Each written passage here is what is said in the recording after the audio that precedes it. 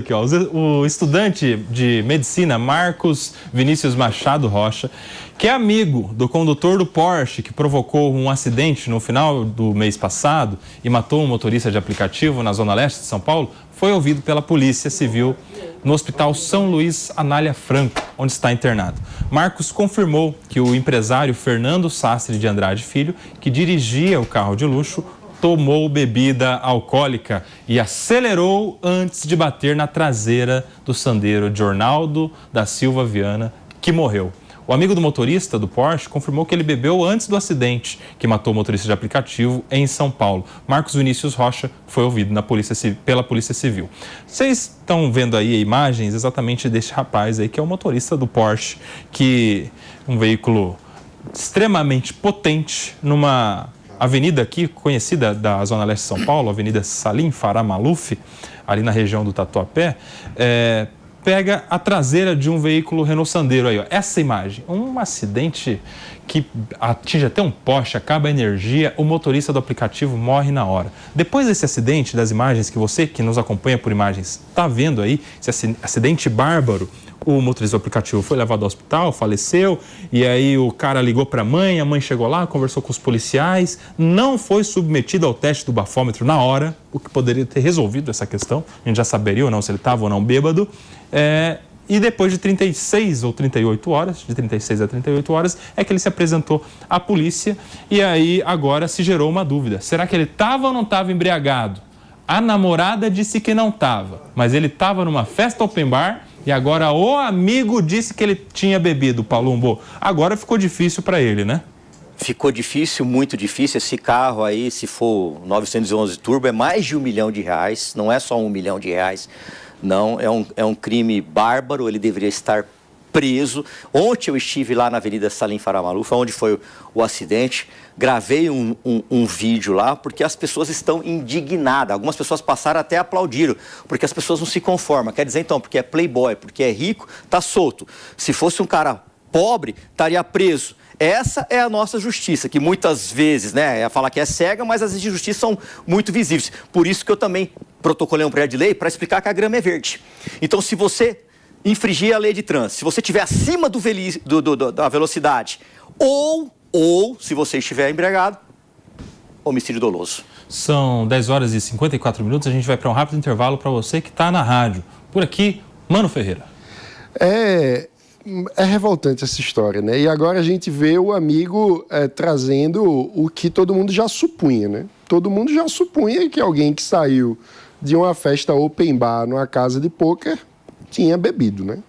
E que também alguém que chegou naquela velocidade, seguidas vezes, vale lembrar que ele tinha acabado de recuperar a carteira de habilitação, que antes estava suspensa por excesso de multas por excesso de velocidade, ou seja, é alguém que costumeiramente andava acima do limite da via permitido e que, portanto, assumia muitas vezes o risco de matar alguém, como infelizmente acabou acontecendo com o motorista do Sandero que dirigia por trabalho, né? Que estava buscando o pão de cada dia para alimentar a sua família.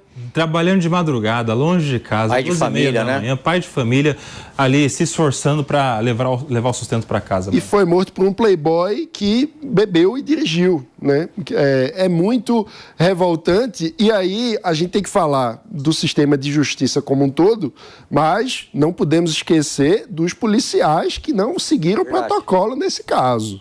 Policiais que, porque estavam diante de um playboy com um Porsche e sua mãe, permitiram que ele saísse do lugar, se evadisse da cena do crime, sem realizar o teste do bafômetro e fosse supostamente para o hospital, onde ele nunca foi.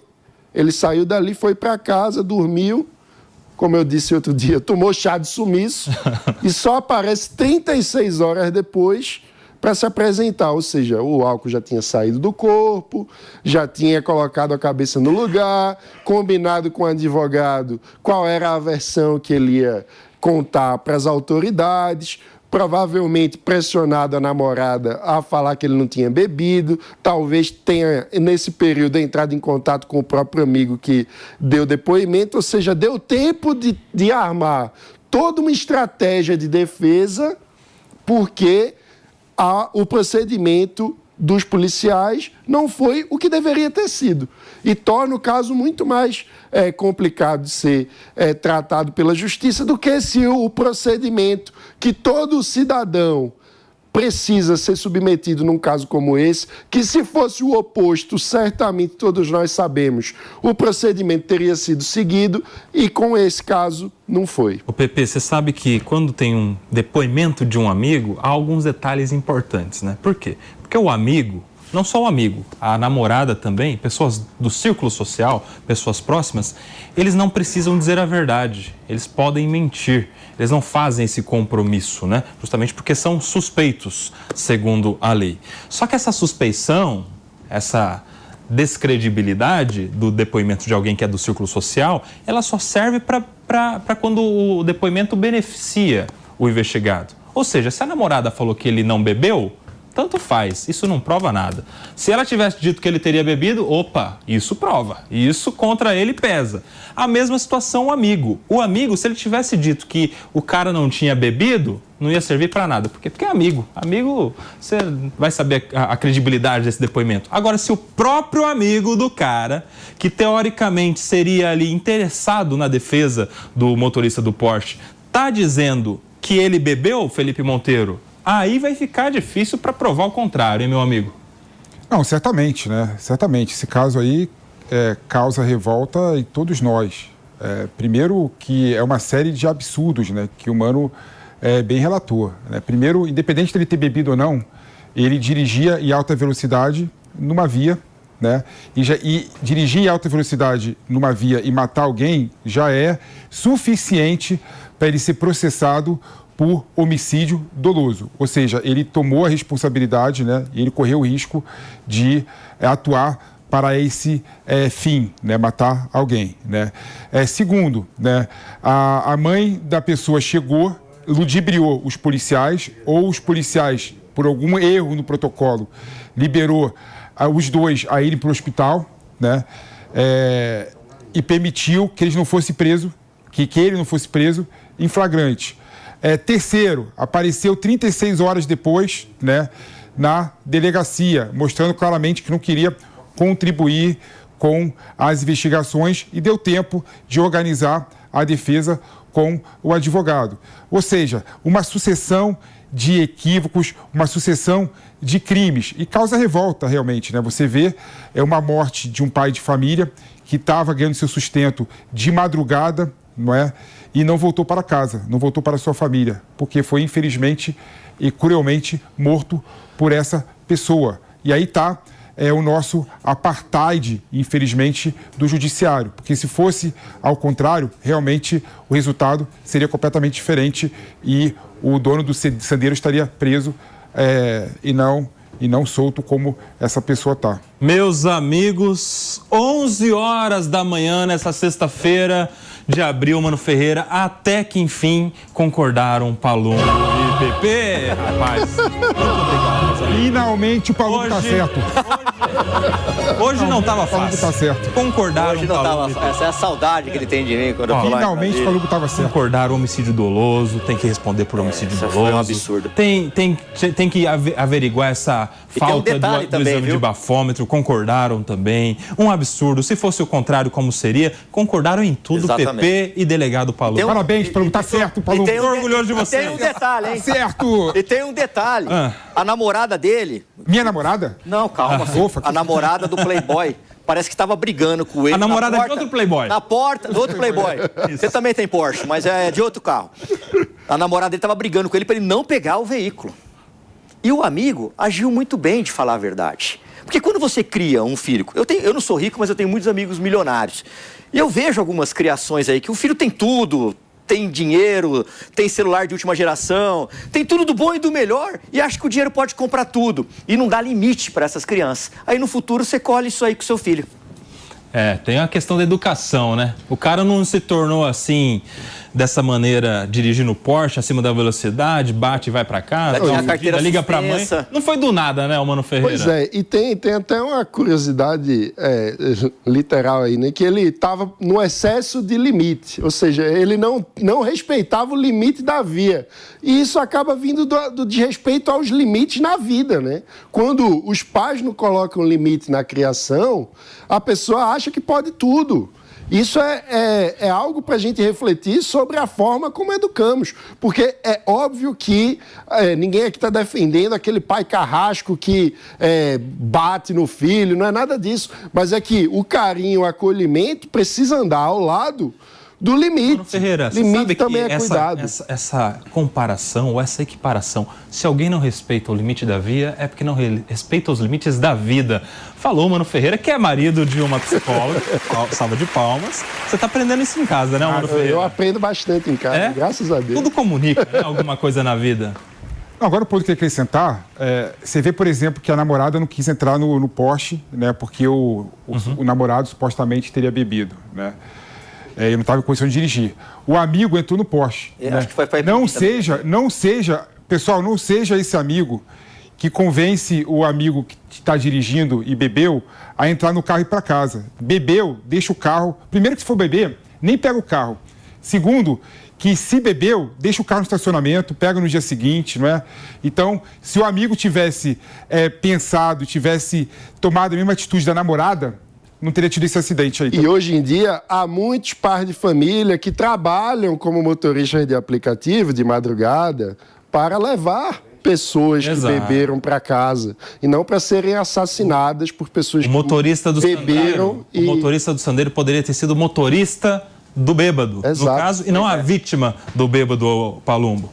Não, eu concordo com o Mano, concordo com o PP também, está certíssimo isso. Esse crime não pode ficar impune. Na minha opinião, tem motivo, sim, para ser decretada a prisão preventiva. Ele ficou ausente do local do crime 36 horas. Mamãe chegou no local, não sei o que aconteceu com os policiais que erraram, tem que responder por isso, prevaricação na cabeça deles.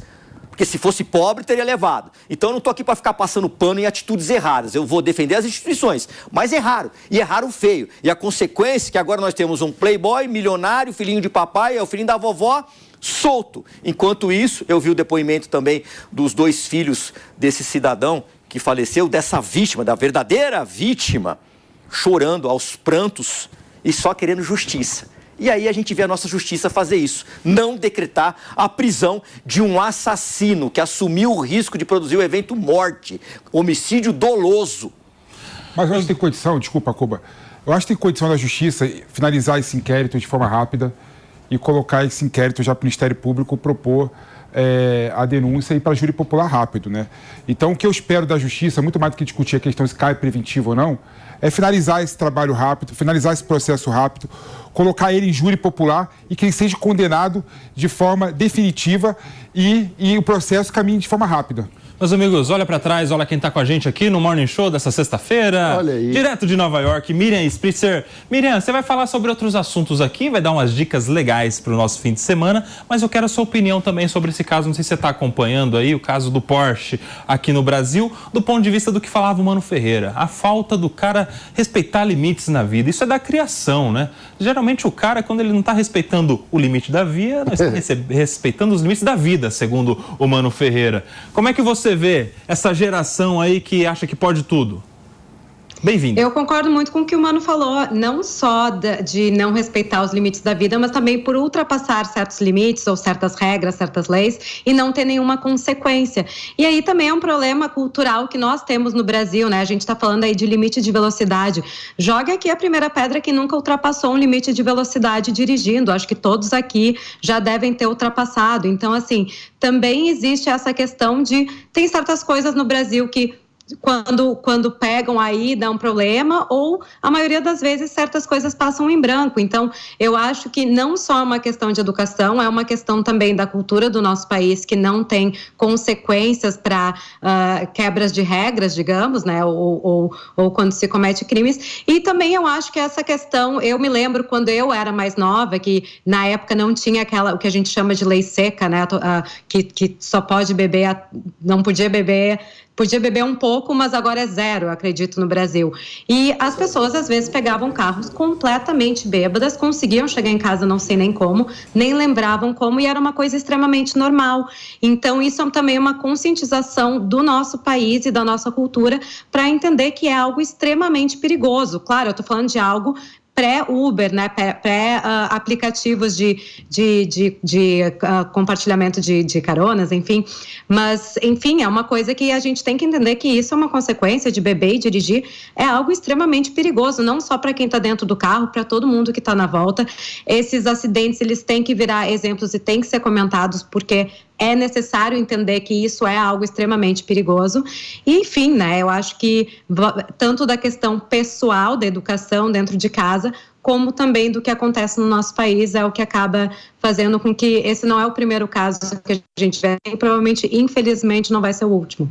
Ô, Mi, você sabe que você está falando aqui que, eu me lembro da época, não sei de quando, o Mano Ferreira está falando que você não é dessa época. Você não é dessa época, Mi. Tá parecendo que você tem quantos anos de idade, Mi? Você é uma moça, uma jovem. Não, mas quando eu estava na faculdade, só para deixar claro, ainda não existia ano passado. Smartphone, né? Ô, Mi, agora conta pra gente como é que é esse negócio da lei de trânsito aí de beber e dirigir aí em Nova York. Aqui tem uma tolerância, cada estado tem uma regra diferente, mas tem uma tolerância mínima de poder. É que Nova York, na cidade, pelo menos quase ninguém dirige, né? O transporte público, e também tem muitas opções e é praticamente impossível de estacionar um carro. Então, quem mora em Manhattan ou nas regiões mais próximas de Manhattan acaba optando por nunca dirigir. Mas existe sim um limite, uma tolerância da quantidade de bebida alcoólica que se pode consumir, ou até tantas horas antes. Só assim, se der acidente ou se te pegarem, vai ter uma consequência muito grande. Tanto é assim, para explicar para vocês. Eu sou residente aqui, eu tenho um green card, eu não sou cidadã. Se eu sou pega dirigindo alcoolizada, independente de ter um acidente ou não, eu perco a minha residência aqui. Então, é considerado um crime muito sério. E eu estudei na Califórnia também, quando eu era adolescente, no colégio, né, na escola, e tinha todo ano um trabalho de conscientização assim, era até uma peça que eles faziam, que vocês podem ver em muitas séries, eles acabam trazendo isso em pauta, e tanto é que tinha todo esse trabalho de conscientização do perigo que é dirigir alcoolizado. Então, as crianças aqui, elas começam a dirigir com 16 anos e elas só vão poder beber com 21. A gente sabe que muita gente bebe antes dos 21 anos, mas aqui a lei em relação à venda e compra de bebida alcoólica, ela é muito rigorosa, e também se são pegos, né, se de fato cruza-se esse limite, existe uma consequência muito séria. Agora, o interessante sobre o limite de velocidade, isso é uma curiosidade que eu aprendi recentemente, é uma média do que está se andando na rua. Então, às vezes, a gente vê o limite numa estrada aqui de 50 milhas por hora e vê o pessoal andando a 70. Se a estrada inteira está andando a 70, você pode andar a 70 também. Que interessante. Isso essa tecnologia a gente ainda não tem aqui no Brasil, né, o Palumbo? Não vai ter tão cedo, né? Eu concordo com ela. Todo mundo aqui já ultrapassou o limite de velocidade. Mas peraí, uma coisa é ultrapassar o limite de velocidade com o Porsche, que vai até 200 e poucos. Esse carro... Outra coisa é comer o Celta, mano. Demora um pouquinho mais. E uma coisa é ultrapassar 10% o limite da via, a outra é 200%. Não, e tem um detalhe, né? Esse carro, ele é tão potente que ele chega de 0 a 100 em menos de 3 segundos. Se for o 911 Turbo S, é muito potente esse carro. Então, se pegar um carro desse chapado, louco, mata um pai de família. É perigoso. Agora a Miriam falou um negócio interessante aí. Eu quero ver se esse cara do Porsche aqui da Zona Leste de São Paulo, se ele vai para os Estados Unidos, ele tem coragem de beber e sair acelerando lá. Se ele tem coragem de pegar um carrão lá, chegar lá, aluga um outro Porsche e sai acelerando para matar pessoas, como aconteceu aqui em São Paulo. Como que ia ser lá o tratamento? Será que a polícia de lá, se encontrasse com a mãe do rapaz, também ia liberar ele do bafômetro, ô Mano Ferreira? Será que a polícia de lá ia manter ele solto? Como que ia ser o tratamento se isso acontecesse lá nos Estados Unidos? A gente tem uma parcela da nossa elite financeira que trata o Brasil como se fosse uma coisa abaixo da própria condição, né? E aí, às vezes, vai em países ricos, como Estados Unidos, como Europa, e lá se comporta como um cidadão comum, que respeita a lei, mas acha que no Brasil a lei está abaixo deles. Então, infelizmente, existe esse tipo de pessoa que tem esse comportamento como se estivesse acima do bem e do mal, porque conhece não sei quem, porque tem alguma conexão com algum poderoso e acha que isso blinda de qualquer respeito à vida em sociedade. Então, é muito triste isso e não deixa de ser ao mesmo tempo, um viralatismo, porque trata os outros países como se fossem acima do nosso, e essa postura patrimonialista que confunde o Estado e a própria família, né? Como se estivesse acima do bem e do mal. Você sabe que eu acho que está um pouco além do viralatismo, na minha opinião. É, na verdade, que lá o cara tem certeza da punição. Exatamente. Lá o cara tem certeza de que, se ele der mole, a polícia vai pegar, a lei vai ser dura com ele, e aqui o cara já pensa antes. Pô, ele já ligou pra mãe pensando nisso, Paulo. Quantos casos? O cara já pensa antes de que não, dá uma conversada aqui, eu tenho condições de depois me defender e ficar solto. Quantos casos a gente já viu assim, né? Quantos casos a gente já viu sendo noticiado desse jeito, de pessoas embriagadas, matando as outras no trânsito, que não aconteceram absolutamente nada, que saíram pela porta da frente da delegacia, que não foram condenados. Então, isso aí você vai... Olha, se todo mundo faz e não dá nada, eu sou um playboy, minha mãe é milionária, mamãe vai ficar sempre passando a mão na minha cabeça, eu vou fazer o que eu quiser. Tanto é que ele já tinha a carta caçada. Parece que estava suspenso, né? Já tinha várias... em alta velocidade. Alta velocidade. Aí o pai, de vez de chegar e dar-lhe uma, você vai andar de 1 no milha agora, filho. Você não passa de 120. Você vai andar de 1 no milha. Não, nem vai lá e... Vai, continua. Dá uma Ferrari, dá uma Lamborghini. Continua. 120 na descida, mano, porque na subida já dá uma... Eu já tinha esse carro, hein? Era brabo, hein? Você sabe que eu dirigia... Quando eu comecei a faculdade, eu andava de moto CG 125. Eu já sabia a velocidade. Na subida é 80. Na descida, com muita força 115, mano, Ferreira. Melhor que eu, que tinha uma Vespa. Agora, Felipe Monteiro, para fechar esse assunto, você morou nos Estados Unidos. Lá você respeitava a lei? Quero te ouvir. Eu respeito a lei em qualquer lugar. Aí tem uma questão de divergência. Eu acho que a pessoa que é mau caráter, a pessoa que tem uma índole não consolidada, né, não boa, né, comete crime em qualquer lugar do mundo, né? Essa pessoa provavelmente, se estivesse morando nos Estados Unidos, cometeria o crime lá também. O problema é que o resultado lá seria diferente do daqui. Estaria preso, né, Pepe? Estaria preso, mas esse cara vai ser preso também. Esse cara vai ser preso também. Tomara. Nossa justiça vai dar resposta rápida. Eu não acho que tem a ver com o lugar que está, que a pessoa deixe de cometer o crime, não. Pelo contrário. E a questão do elitismo, né? Tem também em qualquer lugar do mundo. Também achar que só o Brasil tem o complexo de elite, o complexo de vira-lata, também é um pouco equivocado também.